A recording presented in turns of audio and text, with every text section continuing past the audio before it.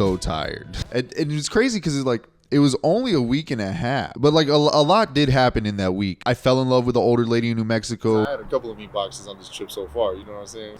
Oh, okay. We lost a guy in Tucson. This state's a piece of shit. I had probably the worst family reunion of all time. It was like a family reunion, but you just got to tell all the worst parts of your life. All right, let me try to do like a full recap of the whole tour, start to bottom. We started on the wrong foot entirely. I don't have any problems. Well, no, come on. We're not saying problems. When we hit the road, before we even picked Wes up from the airport, tensions were hot. It's a combination of things that got us there. Imaginary tour, 2026, everybody. I want you to know that this is not the energy he's had at all today. I want you to know that Diego has been mad at me for trying to have fun today. Only for having a good time. I need to get here. The only thing, please get off. Imaginary tour, 2026. Stopping at every Planned Parenthood. That would be fun to go to every Planned Parenthood and go. What? Whoa. Cut. The tour started in San Antonio, and San Antonio kind of felt like a weird scrimmage because we knew we were going down there just for the night and then coming back to Austin. And I'd played this club before, but it's a comedy club that's in the basement of this restaurant that has been a staple in San Antonio for like 40 years. It's called the Magic Time Machine. And like all the staff within the restaurant is dressed as different famous pop culture characters. And there's no rhyme or reason to what the character. We had Bill Nye, we had Nacho Libre, we had Barbie, and boy was I trying to get to know Barbie. And it's so weird because like in the restaurant there's like families having parties and kids are celebrating birthdays and there's balloon animals being tied. You have no idea that there's a show going on downstairs at like midnight. We had a 10 p.m. and a midnight show. We meander through this themed restaurant. We make our way down to the club in the basement. Then out of nowhere, the owner of the club, I think, comes down into the basement and starts chatting to us and then just starts recording. And before we know it, we're getting this full tour of all the paintings and all the art that's on the wall that supposedly is original works of Picasso and Dali. I can see why you would think the Miro is titties, but no, it's actually Chagall. Okay, that is Matarillos. He's a Spaniard, not as wildly known. He supposedly stole from his father. I still don't entirely understand it. What? It's like the Rocky IV painting. Oh, it's just like the Rocky IV painting. Is it Rocky IV or is it Rocky III? I think it's Rocky III when they do the because fight Apollo at the end. dies in 4. Spoiler. Anyways, after we talk to the guy, we kind of wind down and the show gets ready to start at like 10. And the shows go great. Missed connections on Craigslist, right? So I posted one man looking for 4 women. And you just had to settle for one. With 3 of our friends, and Wait, is this real? And nature took its toll. That's awesome. I'm glad I brought this up. In Texas, you call it a roundup? Yeah, and in France, they call it a menage a trois. Menage a bunch. About one lady whined. It went well. I thought that it went good. I thought that it went good. Well, oh, you guys are just staying awake the whole night and staring at each other.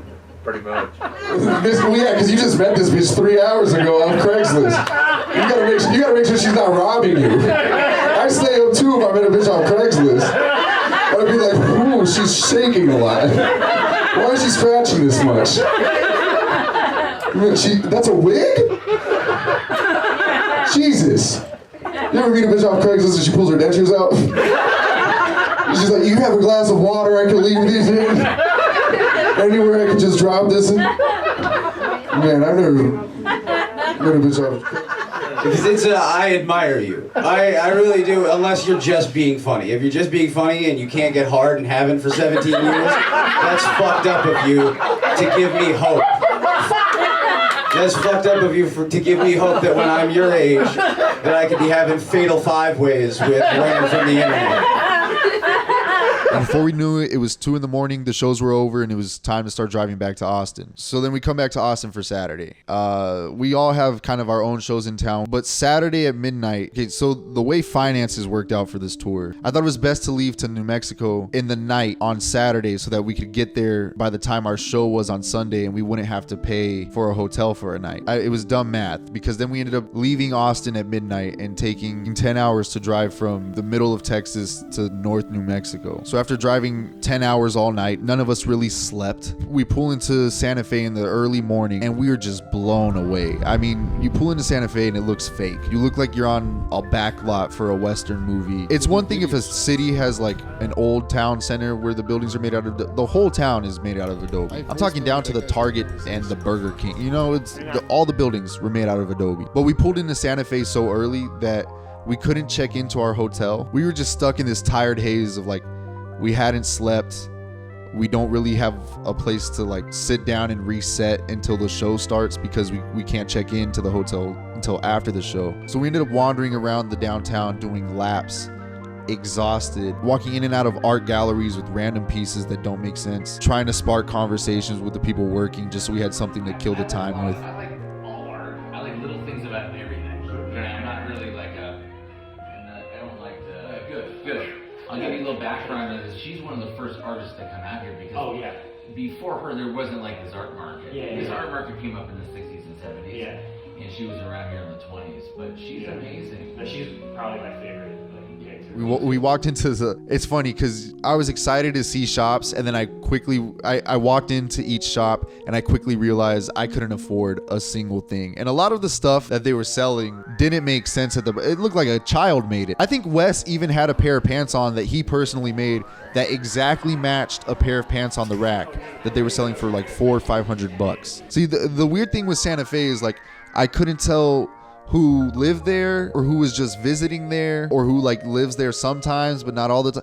The whole town is this weird, it feels like a episode of Twilight Zone where like the infrastructure is like old-timey and stuck, and there's like really old people that live there because they retired there, but then there's also like kind of young artsy people because they work there and like run the art. I guess it's like the 4th largest art market on the continent. I still don't understand Santa Fe at all. But after this weird morning to afternoon of like killing time and learning a little bit about the town, it was finally time for the show. Those are some of my best friends. And look, when you spend this long driving with people, just drove 10 hours with some of my best friends and already like arguing. We're taking flights home. We're taking separate flights home. We're not going to make it. Also not sleeping, and then also just loitering in a town that you are unfamiliar with. You learn a lot about each other. I have celiac disease. Yeah, I can't eat gluten. It's not gay to like something in your butt, and fellas. you learn that you might not like some of each other. You know what 10 hours is like with a dude that's like, hey, do you think they'll care if I talk about getting my butt touched? And another dude that can't eat anywhere.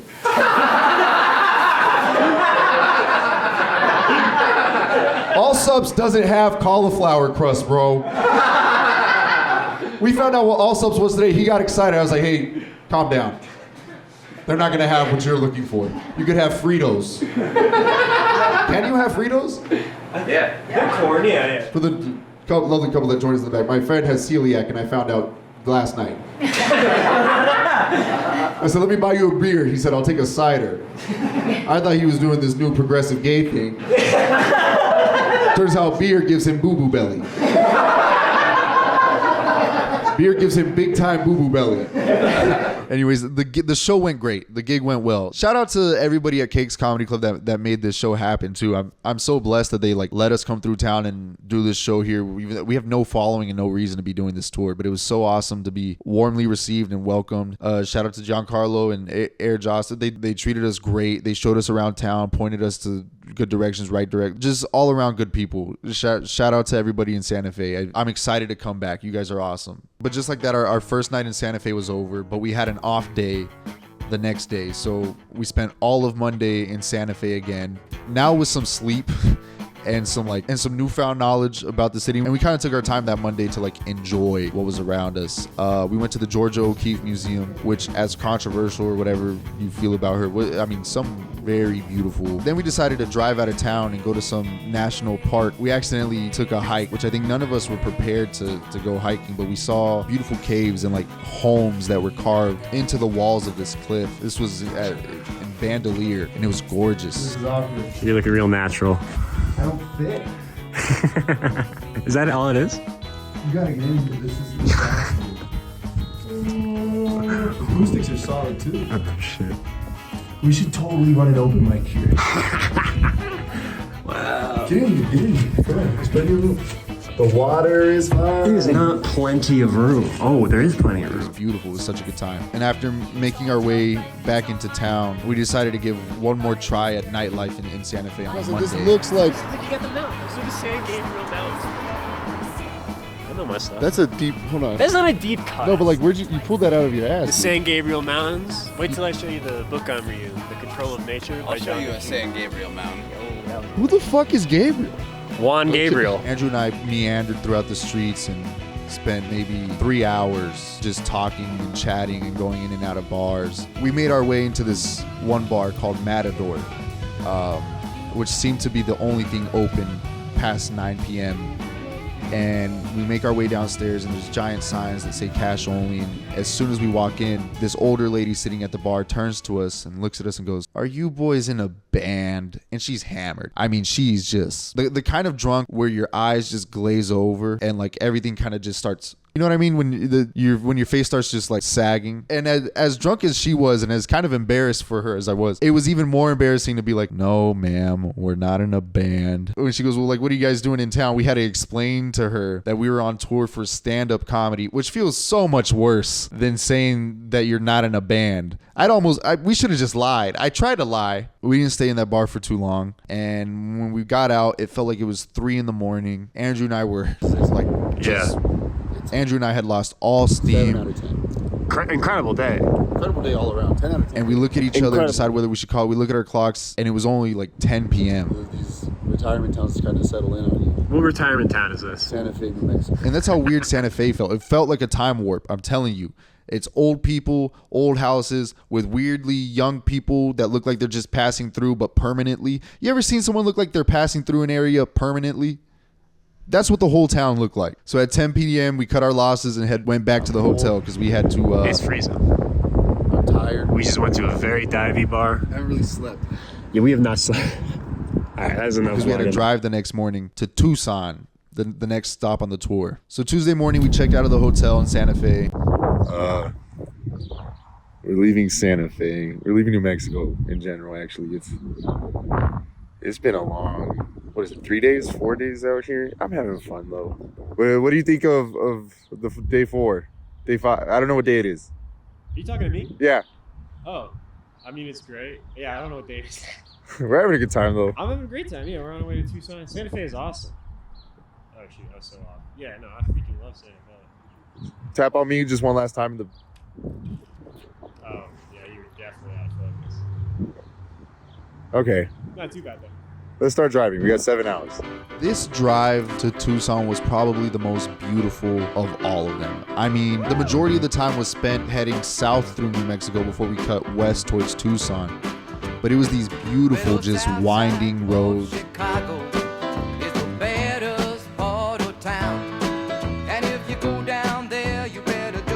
Winding through mountainous desert, and it was like, it started to feel like what a road trip should feel like, you know? You stand about 6'4", although downtown ladies call him treetop lover, all the men just call him sir.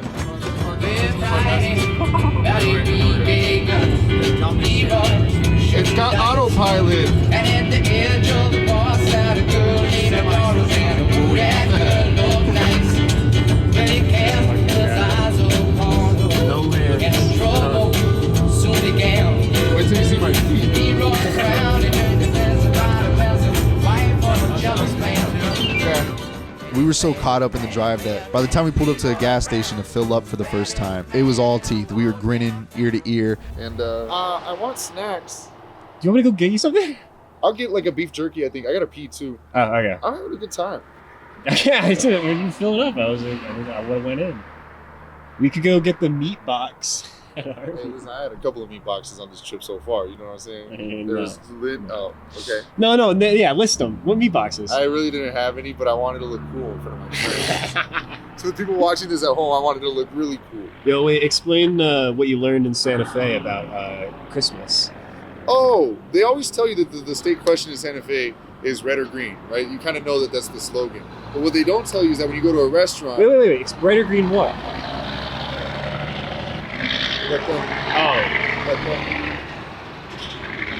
Jesus Christ. Oh, there's like 5 of them. So basically, I don't know. Okay, red or green, let it pass. Let it pass, yep. Red or green chilies, right? That's like the whole thing that the state has is chilies. And I got nervous because I like both of them. But what they don't tell you is that when you go to a restaurant, you have the option to say that you wanted Christmas, which means you get both of them. And it's like Christmas. It's like opening a Christmas present. It honestly is not, because then I realized I don't like both of them. I think I just like the green one. Damn. Damn, you bought the whole store? Yeah, I told you I was having a hard time finding these Zero Fizz ones. So I bought a few. Okay. They had the Zero Fizz though. Yeah, there's a guy in there losing money on scratch offs, and he's fucking mad. And there's about to be another. Yeah, go in there. He's having a tantrum right now. Oh, see? Yeah, I kind of don't want to go He's in. for real upset about how much money he's and they're telling him because he keeps buying more scratchies. They're like, "You're losing money, sir." God. He's like, "This state's a piece of shit." Oh my God. I'm willing to bet he's this. No, he walked. He's okay. He's neither of those. I think whatever tension and anxiety we felt the first few nights completely out the window. We were just cheesing. You couldn't stop us. Unfortunately, though, this first stop also brought us the first hint of bad news. Tim informed us that he couldn't keep going on the tour. He had to come back to Texas to take care of some family business. So the energy by the time we got to Tucson shifted from what's happening tonight, what are we getting into, to how do we get Tim home. We decided not to worry about that until after the show, and the show was crazy. This felt like when you read stories of like old bands from the 80s going on tour with nothing and no reason to go on tour, and they're playing shows in churches, and VFW posts they're like crazy shows where no one's paying attention to them. Shut up. I feel there's chaos happening in the sound system. Shut up. That's what this show felt like, but in the best way possible. The only British guy in Tucson. They had a guy working a soundboard that was doing sound like effects. A chip on your shoulder. And buddy, I'm not talking French fries.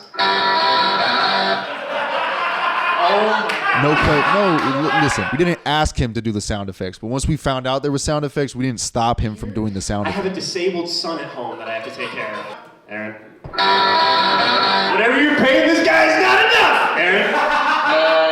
Oh, are we kink shaming? I think each of us had our fun with Homeboy on the soundboard. They make you do this every week, Aaron?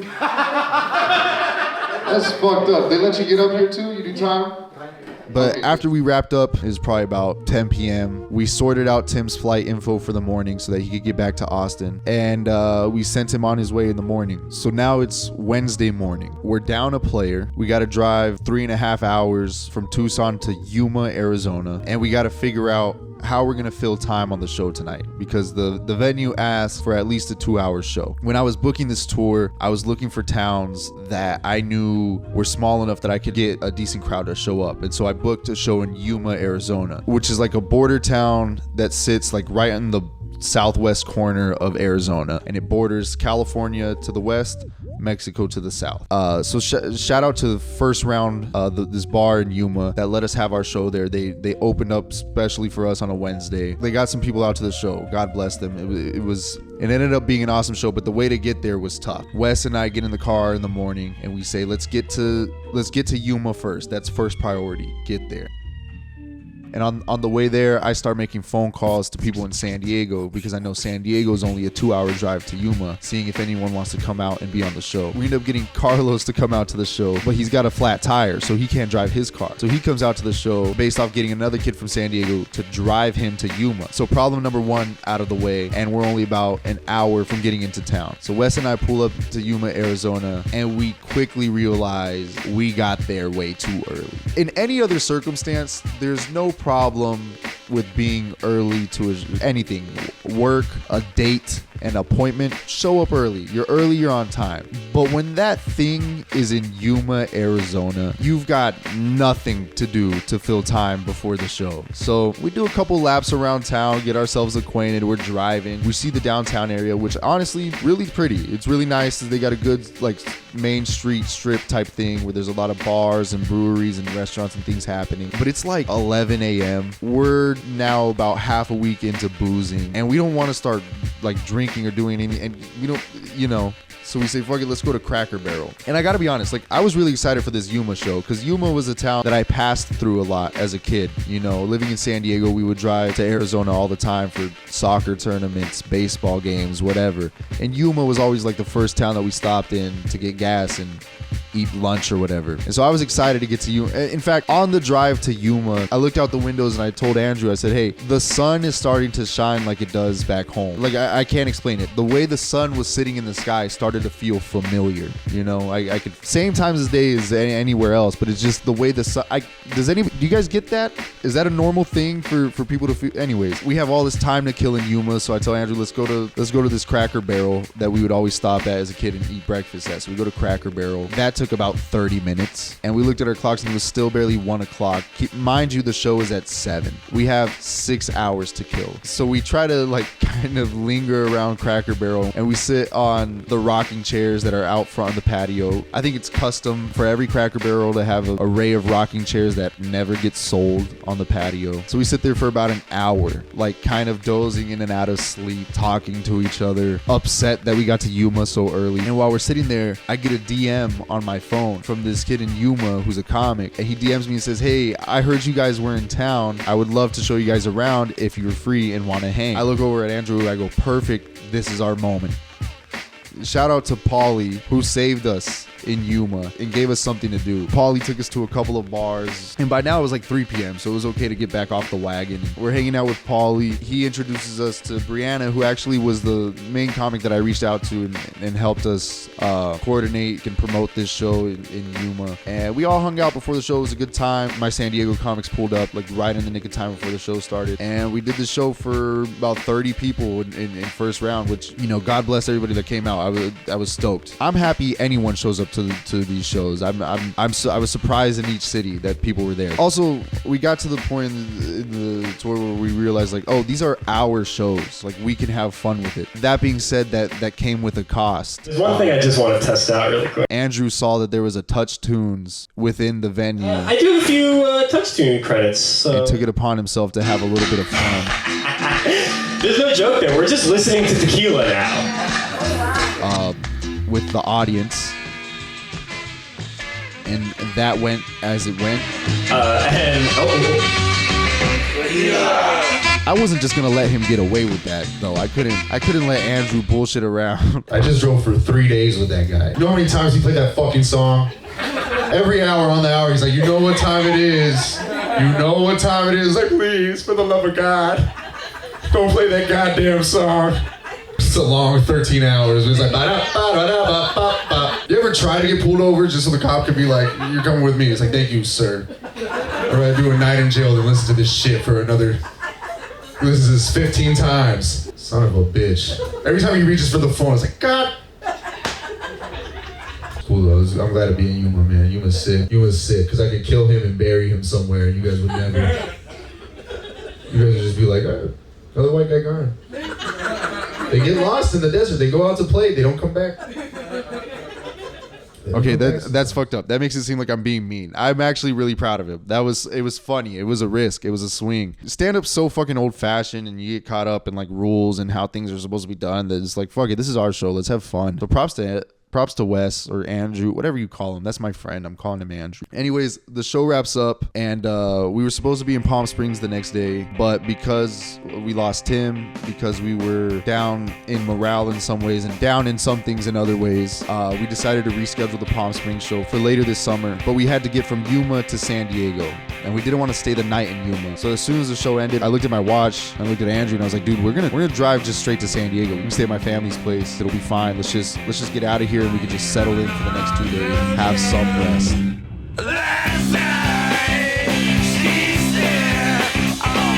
so sure enough, we get in the car. We said bye to all the comics there.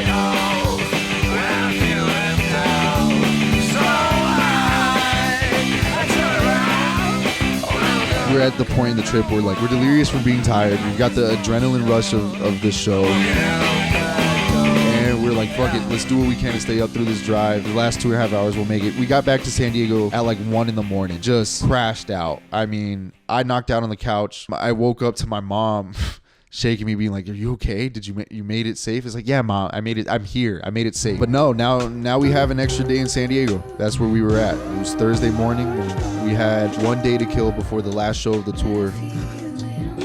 Got big flyers bad. So I thought the best way to use this day was like doing community outreach. And I can't find them.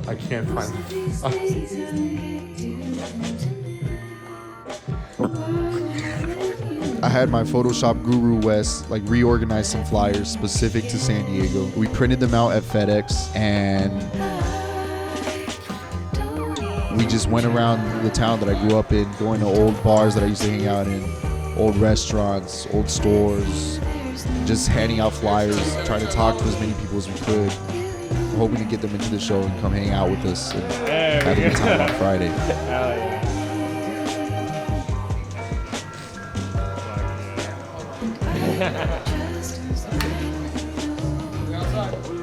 It's 2 record stores, 2 coffee shops, and a bar.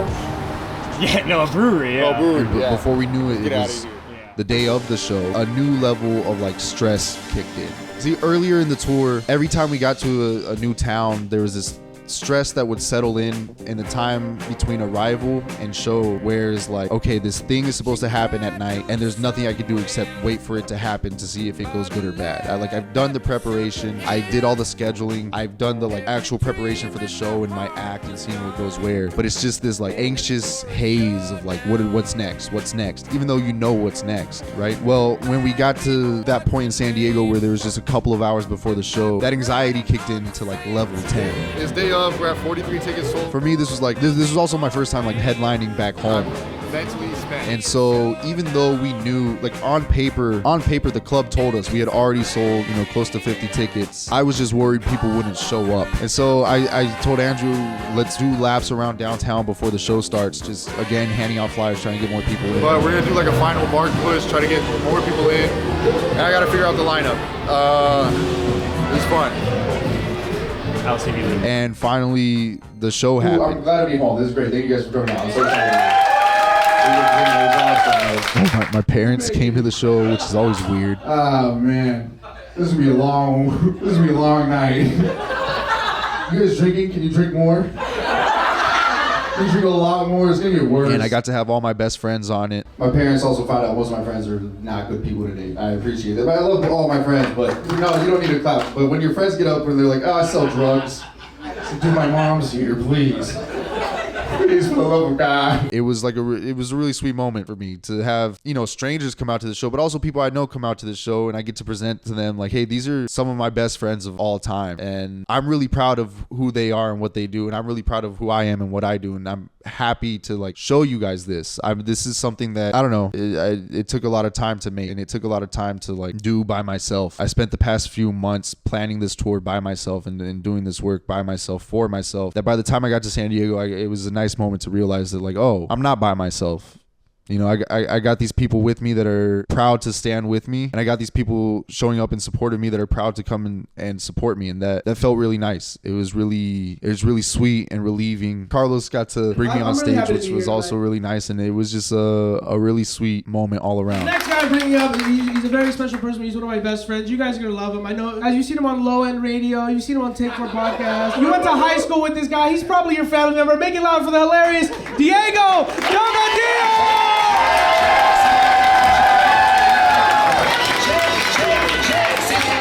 I couldn't have been more proud to be myself in a moment. And I don't care how narcissistic.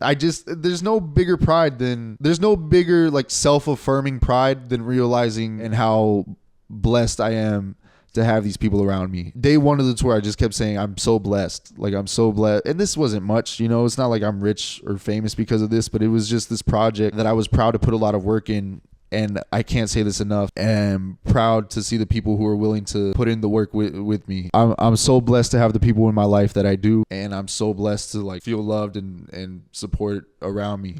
And so yeah, thank you to everyone who came to the shows in any city. Thank you to everyone who came to the shows in San Diego. Thank you to anyone who helped make these shows happen. I don't know. That's it. I'm gonna stop being a cornball. And that was tour. I had a good time. All right, that's it for me. Thank you guys so much for coming out. It was a lot of fun. You guys are awesome.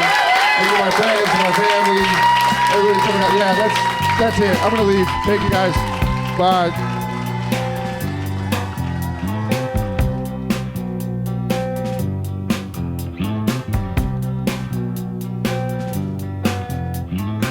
Our band could be your life.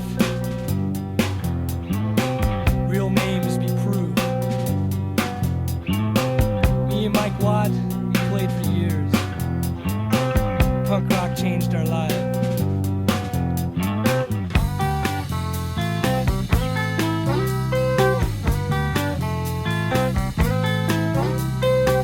We learned punk rock in Hollywood. Drove up from Pedro. We were fucking corn dogs. We'd go drink and pogo.